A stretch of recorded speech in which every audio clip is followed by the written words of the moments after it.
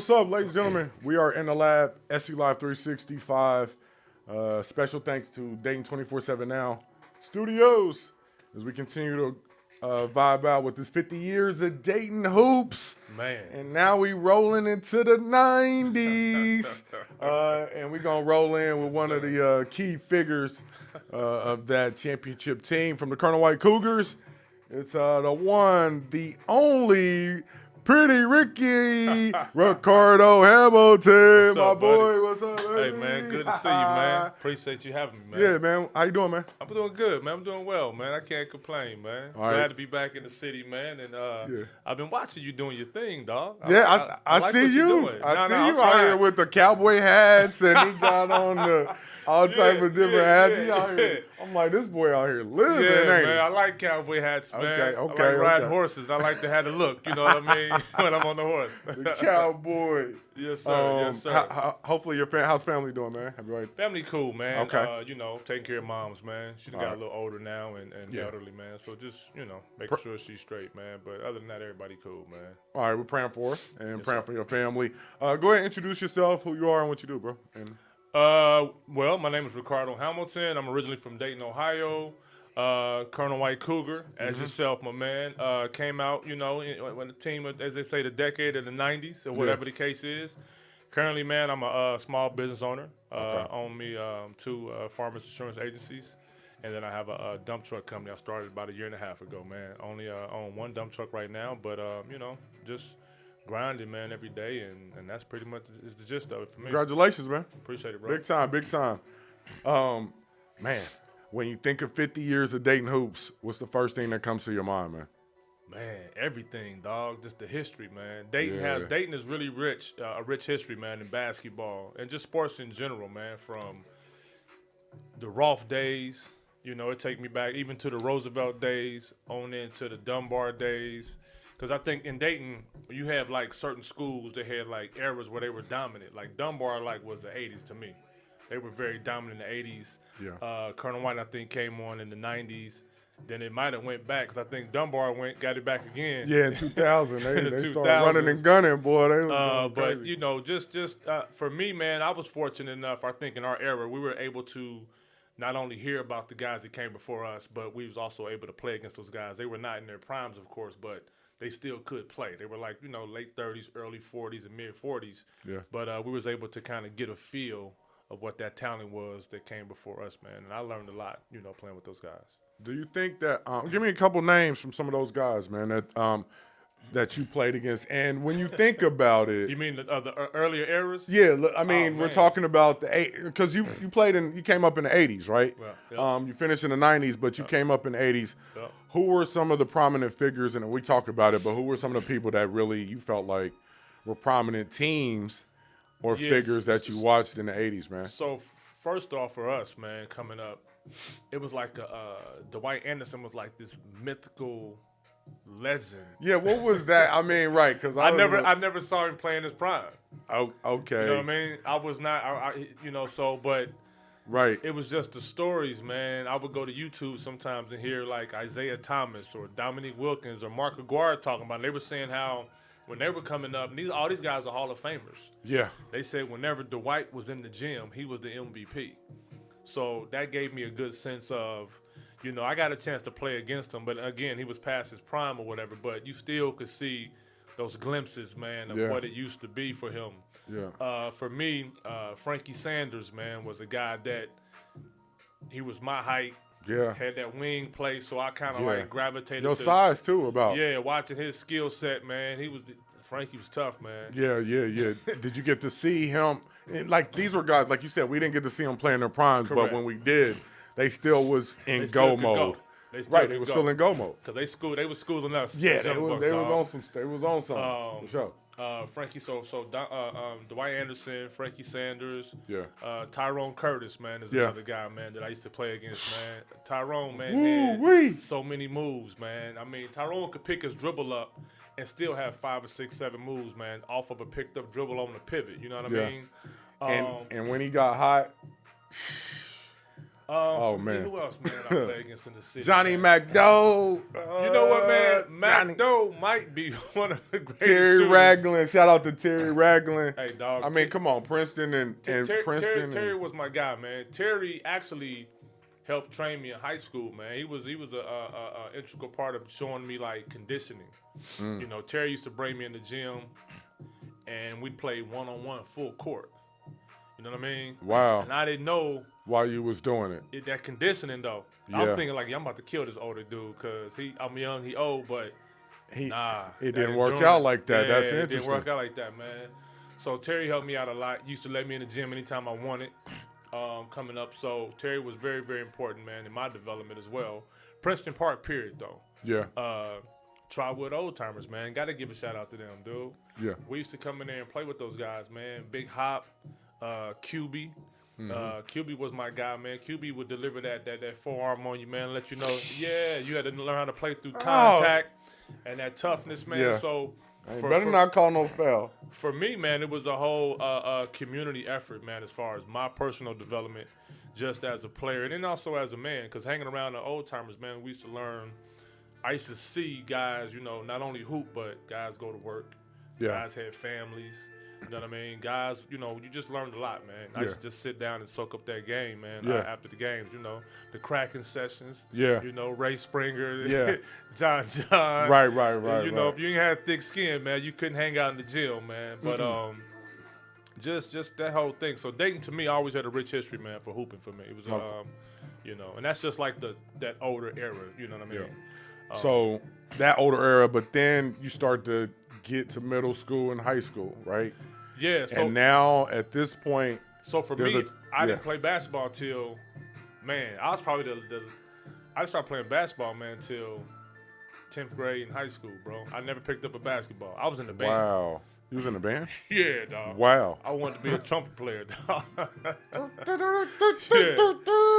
You still play? You still play? I still could play, man. So you still got your smooth? I don't play, but I still could play, man. Okay. My mother threw me in that, man. I was in third grade, man. I followed it all the way through. But we was at E.J. Brown, dog. And, Coach Winborn. He's not with us no more, but rest in having to win. They had a pep rally, dog, and we the band coming through the school hallways playing, and Winborn was like, he like, man, what you doing?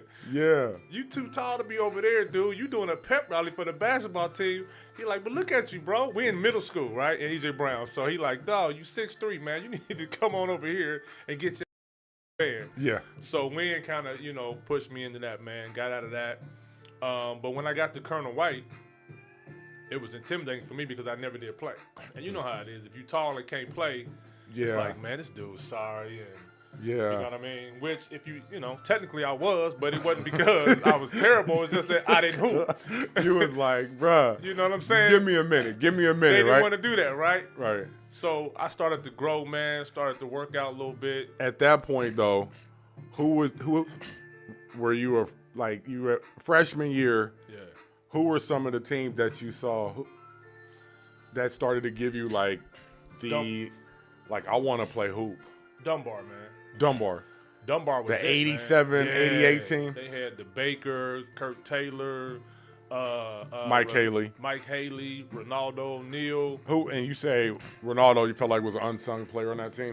Yeah, Ronaldo's game stood out to me because, again, he was like my height, but he could do everything, man. But you know, back in that era, if you were our height, they put you in the post. Yeah, it was. Mm-hmm. You know what I mean? So you really didn't get a chance to play your true position. Right. Which a lot of times that probably hindered a lot of guys' scholarship ability because when you go to college, dude, you need to switch. You know, your position usually goes down every level. So if you was a post in high school, you'd be a wing in college. Right. If you was a wing in college, you'd probably be a guard in the pros. You know what I mean? Because everybody gets bigger. But, you know, a lot of guys, man. So for me, I met my boy Scales, man, when he had first moved into town from New York. Javon Scales. Oh, man. So we met he said, man, you want to play one-on-one? He had been hooping, though. I hadn't. Oh, man. So we got out there, man, and Woo! he cooked Life me. lessons. Yeah, he cooked me on the court, but we became best friends after that. Okay. 50 Years of Dayton Hoops is sponsored by 11th Annual Making Memories Golf Classic to End Alzheimer's and Safe Haven Cleaning Company. What's up, ladies and gentlemen? It's your boy D Cash. Check out SE Live 365, the new podcast on all platforms, sponsored by Dayton 24/7 now. All right, appreciate you and tap in. What do you want to do next in your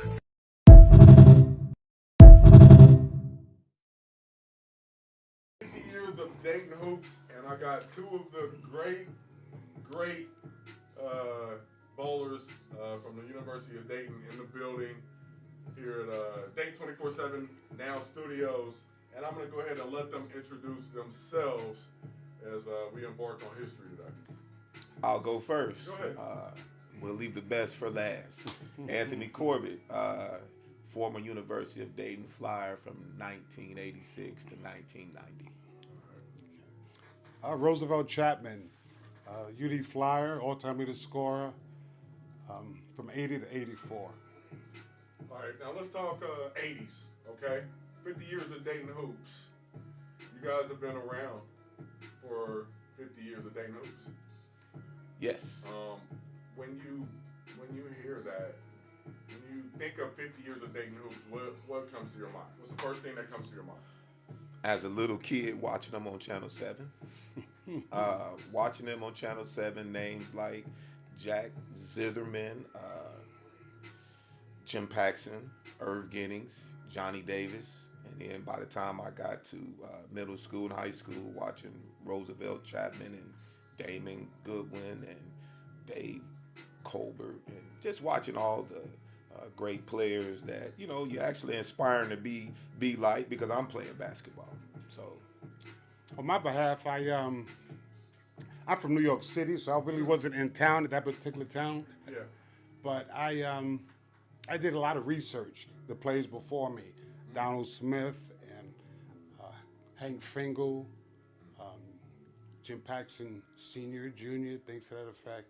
So it seems like I was here at that time. Yeah. Even though I wasn't, but it seemed like I did because I did a lot of research. In the 80s, you guys were teenagers. Yes. You're teenagers? Yes. Okay. Yes. So what are we rocking? What are we wearing? What type of, what we look, what's the vibe like on that side? well, it's kind of funny because I never was really into clothes, but my dad, I would say, rest in peace, Wayne Corbitt, Doris Corbitt. My dad worked at General Motors, so pretty much whatever it is that I wanted, that my sister and I wanted, he made sure that we had, definitely within reason. Definitely Nikes. We definitely had to be rocking your Nikes and Levi's, polo shirts, stuff like that. That was pretty much my vibe. I really wasn't into the fashion stuff like that, but definitely that. On my side, coming from New York City, we was more into Gloria Vanderbilt and Sergio Valentes, things to that effect. And a lot of Daytonians, they would look at me like Paul Hawkins, a couple of my teammates. They're like, what is that you got on? You know what I mean? Well, it's like, you're right, had Lee's and Levi's here, things to that effect. Sheepskin coats that, You were yeah, it was a little different, yeah. I stuck out like a sore thumb. I sure did. Swagging, bro. And what was it like the first time you walked on that floor, man? Oh, it was breathtaking. First of all, they had a floor, unlike other floors. Most other floors were wood, but UD had a tartan floor. A lot of players didn't like it. I loved it because it gave me more spring.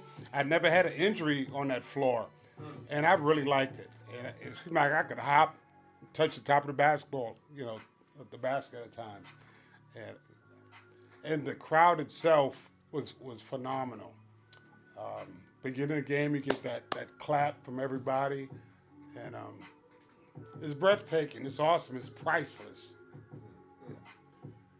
This segment is sponsored by QAL, Quality Advancement of Life Skills, Healthcare. Do you need personalized home care services? If so, Quality Advancement of Life Skill is here for you. We are an agency provider for Department of Development Disabilities. We offer home care, personal care services, non-medical transportation, shared living housing, 24-hour client care, and so much more. We are trusted, dependable, and reliable. So don't wait. Contact us today. We can't wait to help. So you watching him, Definitely. and you like, man, this dude, and he's moving. He's playing small forward, but he's playing like a center out there when he's in the trenches. But it's smooth like a guard. It was from a person that was about his height, didn't have his hops, you know, so I had to do it a different way, but he was so smooth with it. Look at the nickname, Velvet. That's his nickname, Smooth. And he made it look easy. He was putting people in the spin cycle, like he was a part of the Temptations group with the spins and all the dance moves they had, but he was doing that on the court. And as a young kid, I thought it was amazing. Now, played Don- for Danaher, right? Don Danaher. A legend. I mean, you know. What was it like playing for them? Coming out of high school, I highly recruited. So I got John Thompson on the phone. I got Luke Honeyseca, Judd Heathcote, you know, in my ear. Wow. But Who's who? But when I got Danaher, it was different. It was more milder. It was more of a personal versus the other coaches. Seemed like it was a social security number type of thing, an ID number. And I took a chance. I took a chance in visiting here, and that was one of the greatest thing I've ever done. Those bigger schools, they had huge campuses, but the gyms, to me, they were shadowy. They had benches. They was outdated. But UD, they had a small campus.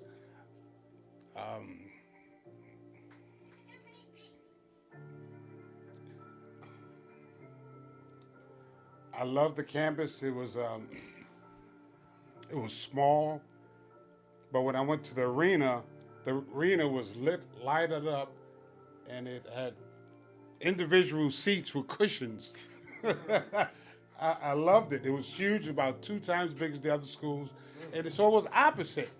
And the deciding factor is that they had their names on the back of the jerseys, versus the other schools just had the numbers, and that was a big deciding factor with me. And so, what was it like walking on that floor for the first time, man? As a high schooler, because we played our high school games here, you don't really understand the gravity of what you're doing because it's not packed like it was. So I enjoyed it definitely as a high schooler. But my first college game, seeing the arena packed with fans that is cheering your every move, I would say the funnest part for me is really when we got introduced. That was the funnest part of the game for me, when I would run out and the crowd would go crazy for myself and my teammates. And then 6'6" from Dayton, Ohio, Anthony Corbitt, and the crowd would just roar. You don't know what that meant. Your hometown, hooping in your hometown, all these fans supporting you. Man, it was one of those feelings I've never forgotten. To this day, on a lot of my stuff, even at work, I'll either still sign Corb number 20 or AC 20. And a lot of people at my job call me number 20 because I always let them know what my number was, and that's all my UD days. Crazy. When did you realize y'all was gonna be a force? Well, when I got there, they had a huge front line, 6'9", 6'10". They was a little slow, but what I saw is they could set some great screens for me. So I knew we could be a force. You just had to change the pieces around a little bit. And we put it together, and things just turned around. And just like you said, that crowd is like nothing else. UD has a history of any team that comes to play on our court. We always have great home victories. Great home victories, even to this day. And it's because of the crowd, our fan base. So what's your name? Micaiah Johnson. What's the name of your business? KJ's food. Is there anything else? No, I can do anything. It's my life. It's my life. Big APMs. This my life. This my life. This my life. This my life. This my life. My life. It's my life.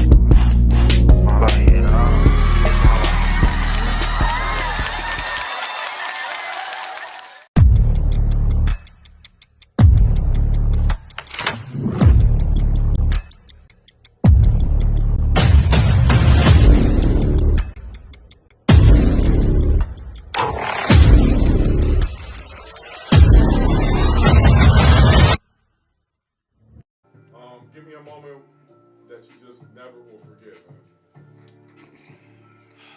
I would say it's a few. I'd say the one that probably is going to stick out the most, winning the conference tournament, 1990. We beat Xavier twice in 1 week, and they were ranked in the top 20. And I'd say my senior night too, because my mother and father got a chance to walk me out. My girlfriend, who's now my wife, and my sister and all my family was definitely there at the game. And to be able to win on senior night was very important. But definitely, I'd say winning the MCC conference tournament and going on to the NCAA. That's probably the biggest memory. And the crowd rushing the court and cheering us. That was wonderful. That was your senior year? Senior year.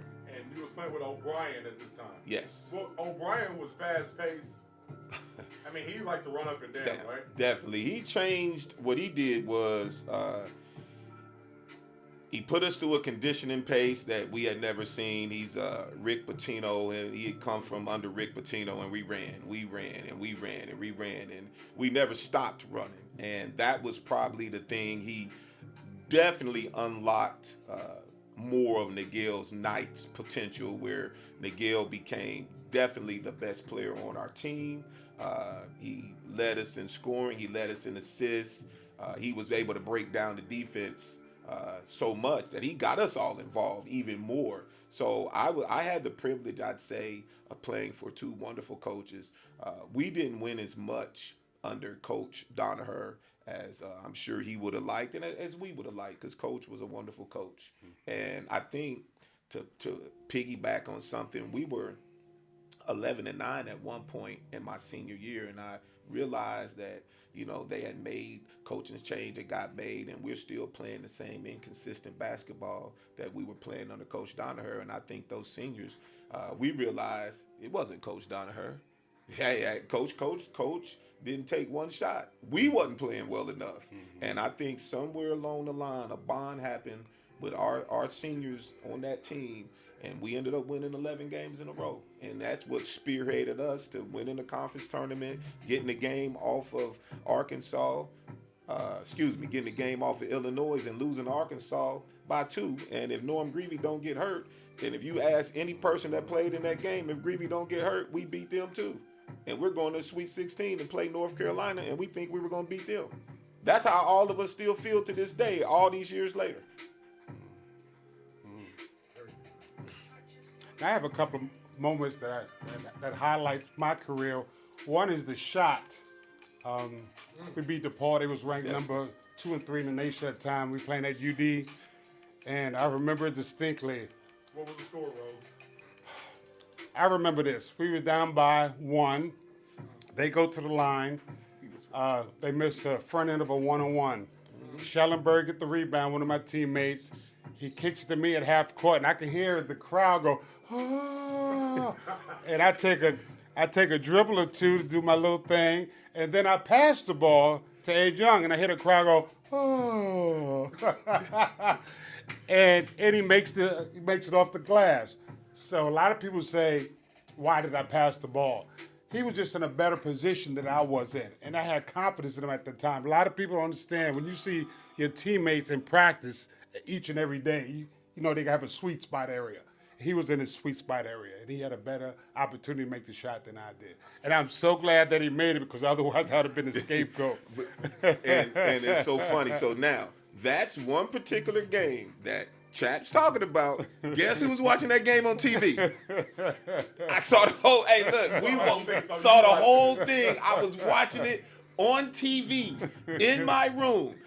I was there, but I wasn't there. But I was watching that game on TV. I remember it like yesterday. This segment is sponsored by Official Networking Chill and Dana's Soul Food Kitchen, where love is the first ingredient. What's up, ladies and gentlemen? We're in the lab, SE Live 365, and we have our Artist Spotlight Series. We're continuing the trend, but we're not just staying in the DYT. We're traveling throughout the state, and today we have an artist that is coming down to do his work, and pleasure to have you in the building. Thank you. Go ahead and introduce yourself, G. My name is B SUAVE, not smooth, not cool, Suave, International Suave on Instagram. I'm a R&B artist, the next great R&B artist out of Cleveland, Ohio, and I'm having a good time, man. Appreciate you having me. From the land, appreciate you coming. Yes, sir. Yes, sir. Suave, and he said it ain't smooth, it's suave, bro. You did. Make sure you check that out.